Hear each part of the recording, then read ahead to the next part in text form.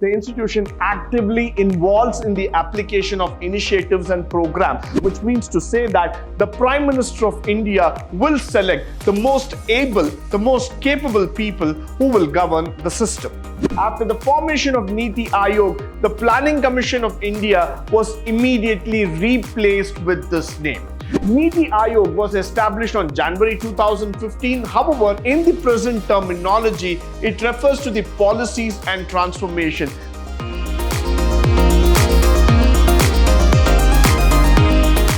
Good morning and welcome to the first session, Chapter 3, Unit 3, first semester BCom, Pre-Reforms of Indian Economy, where we are going to speak about the functions of Niti Aayog.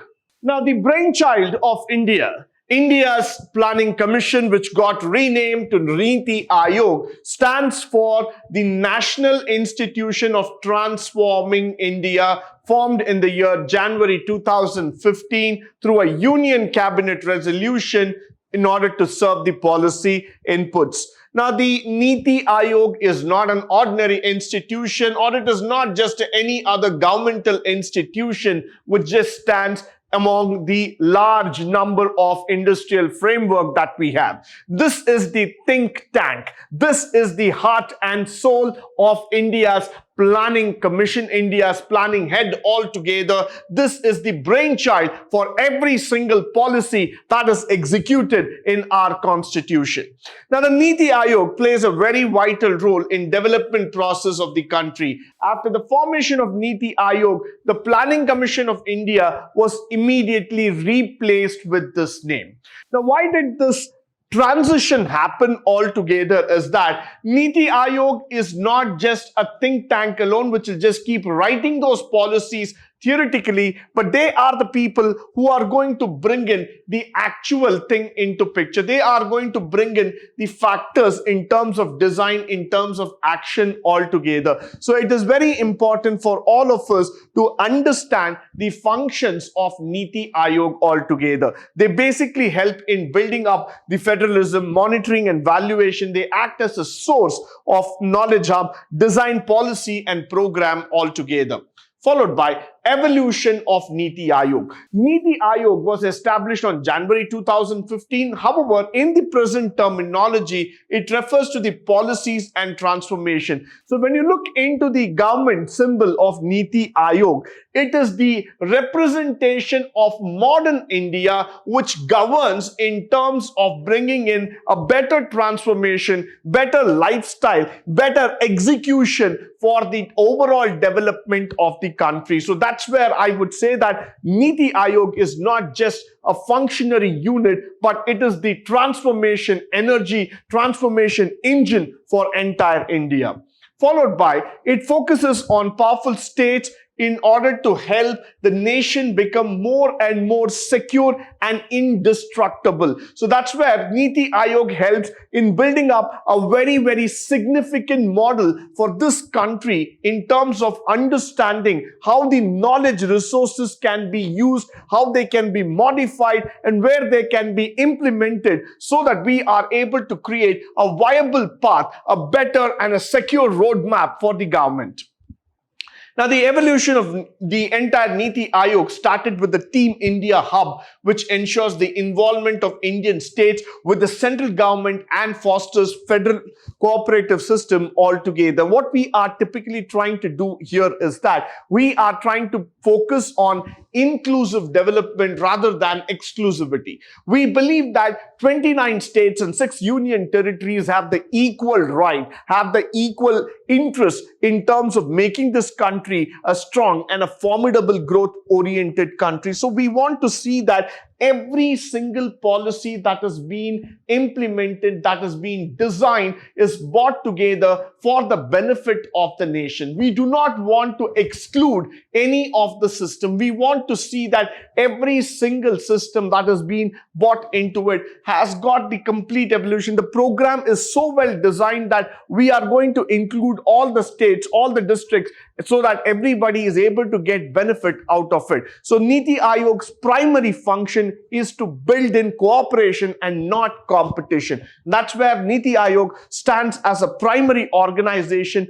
which fosters the entire behavior of cooperation among the 29 states. Followed by the Knowledge and Innovation Hub. Now let's talk about the Knowledge and Innovation Hub in detail. Why? Because this is primarily responsible for constructing an institution's think tank capability. Now, any institution cannot work without the knowledge resource. So it becomes mandatory for any organization to rework on their knowledge resources altogether. Today, when we are talking about the constitution altogether, India is known for its security. India is known for its wisdom, for its knowledge, which has been created so many years from the ages known altogether.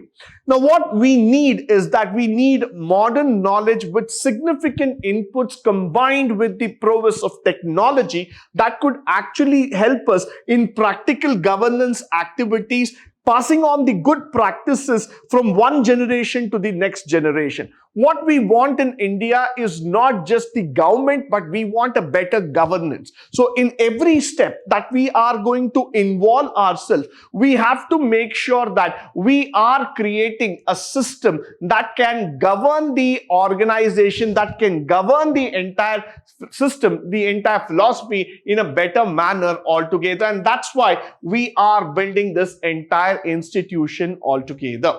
Followed by the composition of Niti Aayog. Niti Aayog consists of these following people, starting with the chairperson, the Prime Minister. The Honorable Prime Minister of India is the chairperson of Niti Aayog, followed by the Governing Council, which comprises of the Chief Minister of all the states and the Lieutenant Governors of the Union Territories, followed by the special invitees. A Prime Minister will invite these members, including the prominent experts who acquire the domain skills and knowledge of Niti Aayog, which means to say that the Prime Minister of India will select the most able, the most capable people who will govern the system.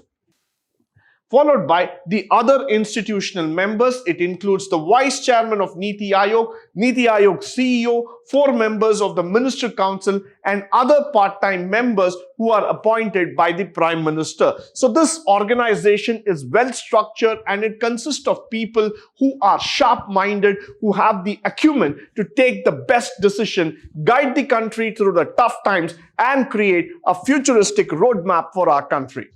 Followed by the Niti Aayog's framework in the objectives are placed in the following manner. Niti Aayog works for the systematic functioning of institutional system. They are guided by the objectives regulated by the CEO and the Niti Aayog chairman. They promote and cooperate federalism by initiating structural support systems. So they ensure that there is a support that is being given at each and every level. The strategies for partnership between central and state government. So whenever we talk about the central and the state relationship, there is an equal give and take all together. That's what we are able to see here, followed by a mechanism that will actually develop the village level plan, combine their progress with the government level plan. So right from the root till the top, what we see is the integration of idea, integration of thought process, so that we are able to get a good roadmap. Followed by the Niti Aayog unfolds the national development sectors prior, creates strategies and participation of state government. Let's say for an example, today we want to build roadways, highways, better infrastructure, or you're talking about the metros. There requires an amount of strategic thinking that has to go inside in terms of executing these plans, which means to say that infrastructural push or support cannot be given just like that. It cannot be the factor that we are just spending money to build infrastructure. It requires a strategic involvement. It requires a good return on investment, and we need to find out what are the sectors, which are the states, which are the primary areas where this push has to be given, so that we are able to connect the right places, the right things on time, and we are able to get a better output altogether. So the planning institution ensures that the national security, the national interest in terms of executing any plan that has been told, and they also see that in the long run they are able to associate themselves with each and every state, each and every plan at the root level. That is more important. Why? Because many of us think that a national think tank just executes idea at the top level as far as possible, but believe me, the entire concept of this ideology is to go at the root level, combine everybody, bring that inclusive development in mind and start taking it forward. That's why Niti Aayog builds in long-term policy and its frameworks, takes a lot of initiative. They look into efficiency, they look into the effort, they look into the factors that will actually make the plans more practical and feasible in nature. The results received from the monitoring are taken from the improvement and corrections. It is always a factor that the entire organization makes it a point that they look into whatever changes that can be made in future for the betterment of the system and the organization. Followed by the Transforming India institution plays a very, very special heed to the societal areas that are not receiving any benefits. We all know that in India, not all the plans are reaching every nook and corner of India, not to everybody. There are certain areas, there are certain zones where you would start seeing that we are not getting that social benefit altogether. So that's why we say that the ideology of Niti Aayog is to see that the entire thing, the entire factors keep reaching every nook and corner of Niti Aayog, the factors of the state, so that they get the benefit and they are in a transformational phase altogether. It gratifies the fellow form of relationship between the stakeholders and national outside the nation think tanks. So it's basically connecting each and every organizational institution so that they are able to get the best benefit as far as it goes. Followed by, when we talk about the upgradation of plan, when we talk about the knowledge and combining with the support of systems, what we try to see is that we get a complete composition of experts, both from the national as well as from the international domain, who have been the think tanks, who have been the forefront leaders of thinking, who have been able to combine each and every activity and bring out the best as far as possible. It also provides a platform to solve the interdepartmental, intersectoral problem and implement the development plan altogether. Now, that is the most interesting factor of this organization, which is it's able to combine, start working together as a plan, as a sector, as a development idea altogether here. Followed by, it balances the state-of-art resource center by conducting the prominent research on effective governance, the good practices for workable development, which is very, very important. The institution also helps the dispersible of stakeholders, which is also coming up in a big way. The institution actively involves in the application of initiatives and programs. So Niti Aayog is not going to be just an organization which is going to look at the top level policies, but this is going to involve in each and every activity, in each and every system where it is going to go forward, think and rebuild the organization altogether. Now, it also involves certain objectives like the discovering of resources, increasing the scope of doing some activity, providing technological upgradation wherever it is needed, which is very, very important today, handling activities which is known for the implementation of national development and at the rural level altogether. So it is basically trying to strengthen the program and its various applications all along the system so that you will be able to get a betterment in plan altogether. Followed by the pillars of Niti Aayog. It is pro-people oriented, it is pro-activity, and it is participation oriented, which means every plan that is being created is for the benefit of the society, is for the benefit of the people. We need to see that the activity is practical, feasible, derives some benefit for the people, for the public needs. It's suitable participation where we can involve the private, where we can involve the government. So there needs to be a public-private participation at all levels, and that's what they initiate and that's what they mean at the participation level altogether.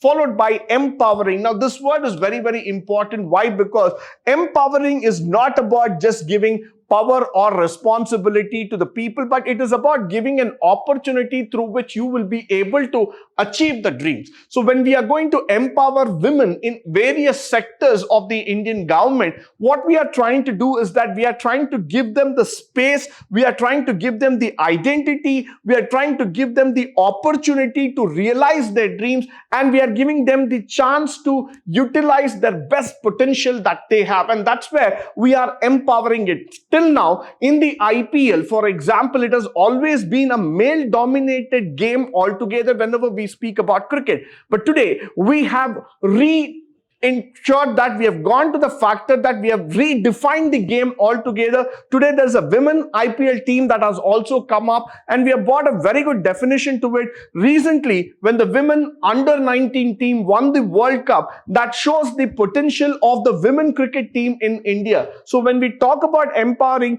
we are giving the platform for people to perform better than what they can. And now, equality. Whenever we talk about this word equality, that equal opportunity, we do not want to discriminate between gender, caste, creed, or religion, or any other factors for that matter. Why? Because we believe that the most important pillar for the success of any country is equality. Everybody should get equal opportunities to perform, and then they will be able to realize their potential. Followed by the next pillars that we are talking about is the inclusion. Yes, every institution, every system, every factors have to be included. They need to be transparent. They need to be responsible towards the citizens, telling them clearly how the function is going on, what are all the changes that they have brought in, and how the system is working. Followed by, when we come to the conclusion factor of it, Niti Aayog is the policy factor that has been formed by the government. The Union Cabinet has taken a wonderful step in terms of making the citizens understand how they can be able to achieve their needs and wants. And Niti Aayog has been standing together as a strong pillar, supporting India in each and every initiative and making the factor that every single policy is executed on time and every key stakeholder is benefited through this entire planning exercise.